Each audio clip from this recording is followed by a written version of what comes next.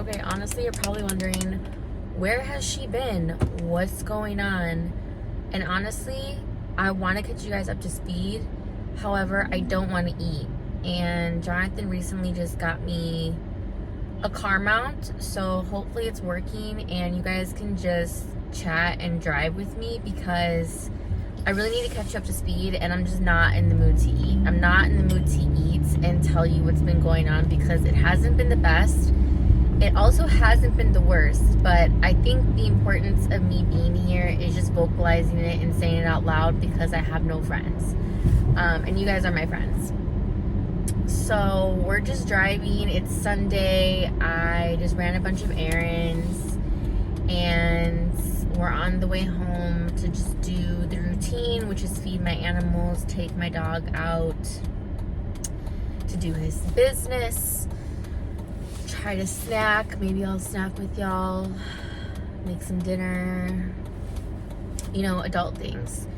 And it is the new year. Is it the third week? It's going on the third week of January, and it hasn't been the best start to 2025. I'll tell you that. But I'm not going to let it deter me. I'm not going to let this just affect my whole year. You know, maybe this isn't my year, but I don't want to think of it like that. It's just been one thing after another, after another, after another, and when it rains, it pours.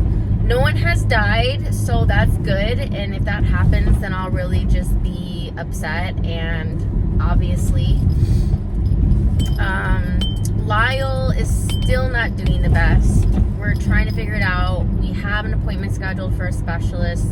There's really just no other way around it except going to a specialist. And even then, we just don't know if there's a cure. And even then, if there's no cure, we're just going to keep him as comfortable as he can be for as long as possible. Now, if y'all know and y'all have been following me, he has something going on where he is in a contraption of sorts. I call it a contraption because he has a cone, a headband underneath the cone, so the cone's not scratching him, and a little outfit that we found. But if he didn't have that, he would scratch himself raw to death. So I'm assuming it's something internal. You know, it's nothing as simple as mites or fleas or ticks. Like, we've already checked for all that stuff. Like, something nefarious is going on beneath the surface, and it's really scary, and we're gonna see if we can find out what it is. Bear's doing a lot better. I think he was just nervous about our move. I think he felt that we were moving and things were changing. I don't know where I'm going, so if I get lost, it's because I'm talking to y'all. And so my family's good. My family is good on that front. I just got involved in a car accident about 2 days ago. And that was upsetting, but I have to think of the positive that by some grace of God's miracle, my car is still drivable. This kid, literally a kid, he just turned 17. Pulled out right in front of me from a park spot and just scathed, even though my passenger side is so fucked up, just scathed the back of my tire. And I'm praying. First of all, I'm glad that Bear or my animals weren't in the car at the time. I'm grateful that Jonathan and I are both okay. It wasn't a fast situation, but it was heavy.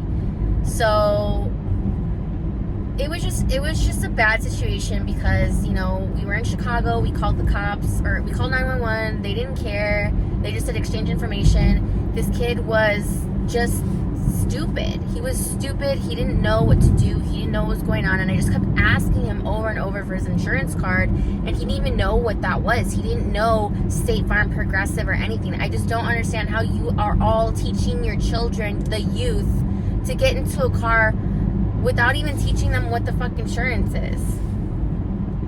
Anyway, we're alive. We're good. I'm just handling it through my own insurance since this little kid was being a little shithead. Hopefully we get some type of recovery. But honestly, I just saw white rich kid privilege. This kid lives in a multi-million-dollar home, and I'm just pissed about it. But if you're gonna hit anybody as a first accident or one of your first, y'all better be thankful and grateful that it's me, because I am way too nice and I was just way too calm in that situation, and it just really felt like at the end he was just like, have a nice day. I'm like, and he wasn't even being sarcastic, he genuinely meant have a nice day. So I was just floored. I just looked at him like, is this it? Like, how do we even know? I haven't been involved in very many accidents in my life, and every single one that has happened has not been my fault. And I hate that it's all about determining fault, but that's what insurance is, you know? Sometimes it's not 100% one person's fault. Sometimes it's 50-50, you know, if you're like backing out at the same time. I don't know. Basically, maybe I just have to teach the youth insurance how to file a fucking car insurance claim. Like, these kids just don't know anything, and I'm just so frustrated about that. So maybe it's a blessing in disguise. Maybe something good will come out of this. Maybe we'll get a new car. I don't know. But the damages are pretty heavy, and I know it's going to be a pretty penny, and it might be totaled. So totaled just means that the repairs are more than what the car is worth. And I'm skeptical, I'm nervous, only because I recently had I had backed into a pole, right? So I just went to go get an estimate, and that was damn near $1,000. Just an estimate. That's not even the actual work. So this shit, I mean, it's pretty bad, but it's all cosmetic. Who knows? I'm grateful that we're all okay and we're all alive. Prior to that, I took the rest of the week off of work impromptu, and I just told them that I had family stuff going on. But honestly, I just needed a mental health break because it's been really chaotic, and I found myself spiraling. And just as an empathetic person, being near anybody, I get that it's just very high school, and I've been telling you guys about it, and I basically confronted them when they excluded me in something revolving food when I had just gotten them shit the day before, and they were just trying to make excuses, trying to laugh in my face. And I was like, you know what, it's cool, just don't get upset when I don't get you shit, and don't expect anything from me. Like, stay in your lane, basically. So I've complained about this one guy who has just said inappropriate things, and they're like, well, we're gonna talk to him, talk to him all you want, he's still doing it, he's not gonna get fired, because all you guys care about is the numbers. So I'm really just trying to reevaluate my life and just figure out me and how to become self-sufficient and just not rely on anybody. And I have no idea how I'm gonna do that. I have all these ideas, put nothing to work. I am just so like too hard on myself. But I know that I want better for myself. I don't want to keep enduring like bullshit. It's just so, oh, kids are sledding. It's so crazy to me, y'all, that one of the last times that I was there, they were all talking about high school and how one was bullied, one wasn't bullied, one was never the bully or bullied. And I just wanted to be like, yo, do you not realize that you guys are still all in high school? That you're the bully to this situation, you're the bully to that situation. Like, crazy. But you know what? The one girl who's the biggest bitch, I realize, has issues because she was bullied by some pretty bitch named Mercedes. And I'm so sorry. I'm so sorry that you were bullied by that person, but it doesn't mean that you have to go be a bully to everybody else. But you know what? I can't really talk because I used to be the bully when I was a kid. When I was very, very little, I was a bully because I wanted to fit in with the bully. And then I got bullied, and that was my karma. So yeah, it's just a very high school dynamic. Also, recently broke up with a long-term friend. People are so raging out here. Calm your titties. And I guess I didn't have to say anything. You know, I'm always used to like breaking up with people and having this dramatic exit, like, fuck you, you never cared about me, and all this stuff. And I really thought about just letting it go and not saying anything and just going ghost. But I think that's what he wanted. And I wasn't going to give that to him because I just wanted him to have the balls to basically just be like, I don't want to be your friend anymore, you know? And I guess people come in and out of your lives to teach you something, to better yourself. You know, at the end of the day, we served each other's purpose. But I just basically said, hey, I'm sick and tired of being the only one reaching out. This has happened with every like friendship situation. You know, it becomes a one-sided street. And if I could show you the text messages from the beginning of last year till now, it would have just been me blowing up the phone, like sending him things. Like, we were friends for 20 years. Literally on the mark, 20 years. I met him when I was 16, and we were really good friends. He was like my gay best friend who wasn't gay, but people still think he's gay. Until this day, I still defend him that he's not gay, but he was like my gay best friend who wasn't gay.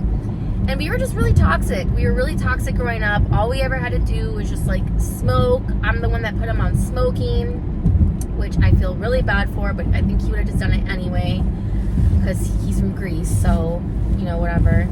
And we would just talk shit about people and all this stuff, and then, you know, we outgrew each other. But the whole time we were friends, he was always talking shit about everybody else. And then maybe I was doing the same thing. I don't fucking know, but I think at the end of the day, like, we weren't really friends. Like, when it came down to it, when we grew up, we like realized that we just had different lives, and I just kept asking to hang out. I moved 5 minutes away from this person and just never wanted to hang out. And honestly, I hate to speculate, and I never even thought about this, and I hate to be so selfish and self-absorbed, but I feel like he's just one of those people who has become different variations of themselves and has like split identity disorder and body dysmorphia and all these things. And he just looks completely different to the point where his family, he has told me his family has insinuated that he might have an issue, like body issues. And I don't want to think that, and I wish him well. But maybe that's a big part of it. Like, maybe he's just embarrassed, or I don't know. I want to be there for him on his journey, but he became a vegetarian. And then he just would stop eating around me. Like, he stopped eating around me a long time ago. So, or he would just like nibble at food. And I just wish him well. I do.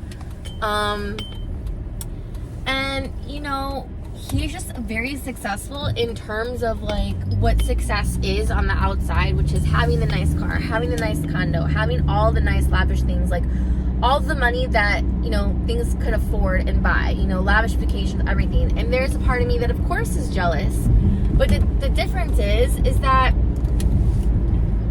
I don't look for those things to define my happiness. And the saddest part is he is the cliche of, you know, being an emptyless money pit where all of those things still don't make him happy, you know. And I would always be like, hey, you know, you have your health, you have your family, you have a really close family, like you have all these things, like why are you still so unhappy? And I think he's just always looking for something or someone to make him happy, and I guess I can relate in that sense. But he's just really one of those people that no outside situation will ever fulfill him, and I can't fulfill that hole. And like, maybe I'm just having like a whole realization where it's like somebody's just so bottomless pit empty on the inside that you want to help them and you want to be there for them and you want to help, you know, pack that hole down and make it feel better, but it's never going to be better and you're just not enough.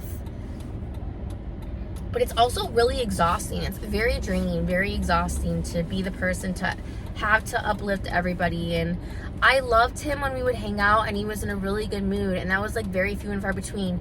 You guys, we hung out once in February of 2024, and it was because we went to a concert that he found out about, that he didn't want to go by himself because he knew that we knew S Club 7, and not a lot of people know S Club 7. And I kind of knew in the back of my mind that that was going to be the last time that we ever hung out. Like, why not go out? You're going to go out with the bang. You're going to go out with S Club 7, you know, reach for the stars. And, you know, I'll miss our little inside jokes.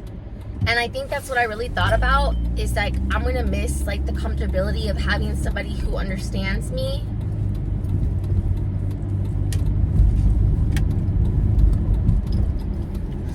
And at the end of the day, it always just comes back down to me. Me. Like, what does this person do for me? And,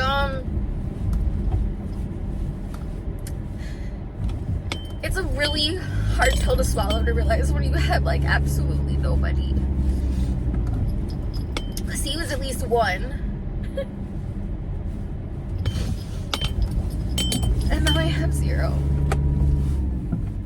I mean, I have you guys, obviously, but I'm talking about real life people that I've had friendships with throughout my life.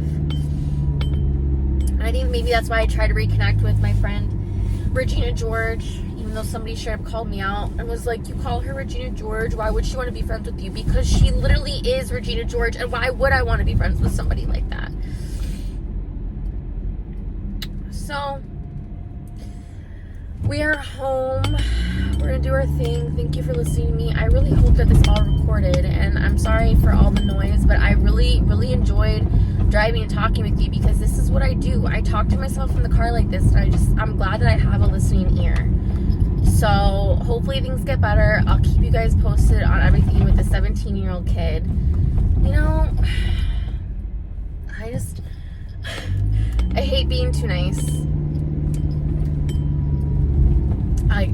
Old me from like 20 years ago would have snapped on that fucker. And the fact of the matter is, I was having a meltdown because he was born in 2007. He's old enough to be my kid if I had a kid my senior year of high school. So I was like mentoring my son. It felt like me and Jonathan's son. It was just crazy. And like Jonathan was just being such a dad, and I appreciate him being there. And I think that's why, because I feel like in 10 years, I'm going to be people's grandma. And that's scary. All right, y'all. Everybody's safe. Everybody's healthy. I'll keep you posted. Thank you for listening to me. Not sponsored by Starbucks. Bye.